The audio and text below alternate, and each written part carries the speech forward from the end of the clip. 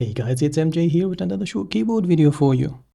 I've been away for a little while. I've had a lot of work, but I've kept up with my keyboards and switches and stuff. So I just want to give you a quick sound comparison between several keyboards with different switches. There are 2 tactile options and 3 silent switches on different keyboards. So you have the Drop Control V1, the Drop DSTM80, the Drop Sense 75, the Idobao ID87 V2, and the Tokyo 60.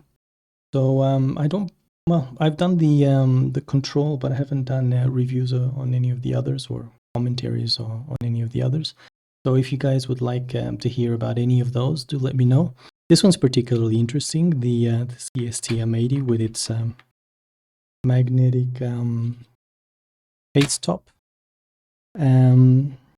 Actually a really nice keyboard straight out of the box. This one has not been modded in any way, whereas the others have had different changes here and there.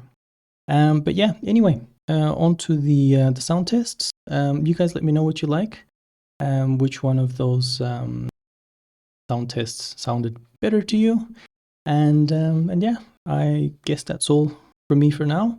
I hope you guys stay safe, and I'll push on with the sound tests.